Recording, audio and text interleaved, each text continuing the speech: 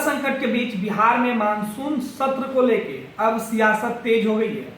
बिहार विधानमंडल के मानसून सत्र 3 अगस्त से शुरू होने वाला है। अब बिहार विधानमंडल में नहीं बल्कि सत्र ज्ञान भवन में बुलाया गया।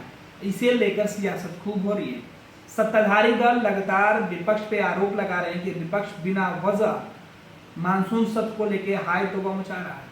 विपक्ष के जो लोग हैं वो सरकार के काम में बाधा पहुंचा रहे हैं। एक तरफ पूरा बिहार कोरोना से जूझ रहा है, दूसरे तरफ बाढ़ से जूझ रहा है। ऐसे में कई जो विधेयक हैं, कई जो काम है वो अधूरे हैं, वो मानसून सत्र में पूरे किए जाएंगे। सभी जो बैठकें हैं, हालांकि मानसून सत्र में पहले ही बैठक कम कर दिया गया है।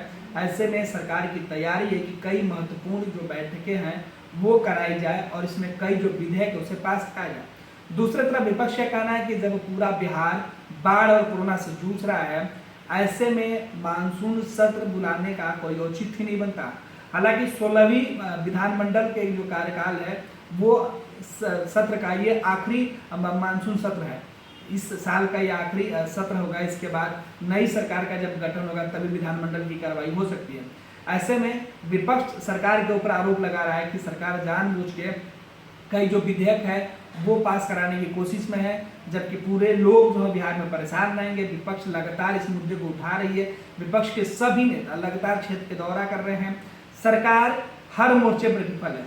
अगर ऐसे में मानसून सत्र का आयोजन होता है तो जो सवाल हम सड़क पर उठा रहे थे, जो क्षेत्र में हम सवाल पूछ रहे थे, वो सवाल हम विधानमंडल सत्र के जो कार्रवाई है मानसून सत्र को उसमें भी उठाएंगे। नेता प्रतिपक्ष तेजस्वी यादव की अगुवाई में पुरजोर तरीके से सरकार को घेरने की तैयारी विपक्ष के जो नेता है वो कर रहे हैं। दूसरी तरफ सत्ताधारी दल की तरफ से यह बात कही जा रही है कि विपक्ष के पास कोई मुद्दा नहीं है, कोई एजेंडा नहीं है, लिहाजा बिहार के लोगों को गुमराह करने के लिए वो इस तरीके से बातें करें। सुनिए जेडीयू की तरफ से राजीव रंजन जो जेडीयू के प्रवक्ता हैं वो क्या कुछ कह रहे हैं बिहार विधानमंडल के मानसून सत्र को लेके। वहीं आरजेडी की तरफ से मृत्युंजय तिवारी क्या आरोप लगा रहे हैं। विपक्ष को हर प्रश्न पर सवाल खड़े करने की आदत हो गई है और शायद इसीलिए विधानमंडल के सत्रावधि को लेकर के जिस तरह के सवाल खड़े किए जा रहे हैं उसका कोई औचित्य नहीं। सत्र की अवधि किए जाने वाले कार्य,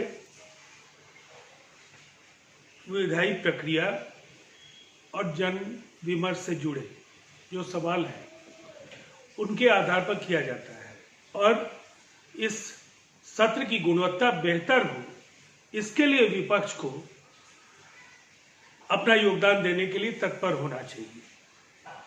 और इसीलिए जब आज बिहार में कोरोना और बाढ़ जैसी समस्याएं हैं और कई लंबित विधेयक हैं, उन पर बातचीत करके इस सत्र की जो भूमिका है उसको ज़्यादा महत्वपूर्ण बनाया जा सकता है और इसीलिए इसी दिशा में विपक्ष से सहयोग की अपेक्षा भी है।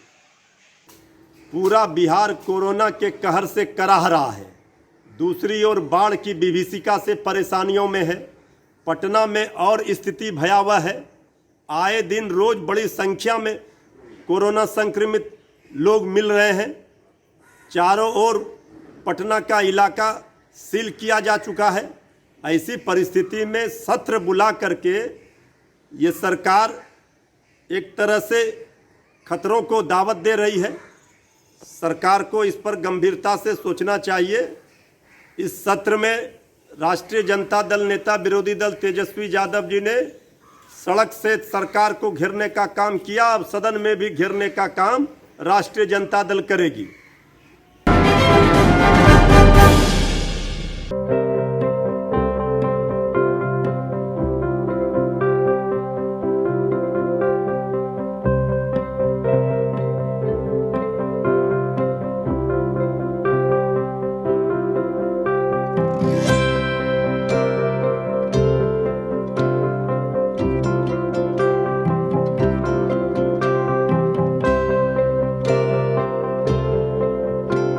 एक जिंदगी बचाने वाले को हीरो कहते हैं और 1000 जिंदगी बचाने वाले को हेल्थ केयर वर्कर।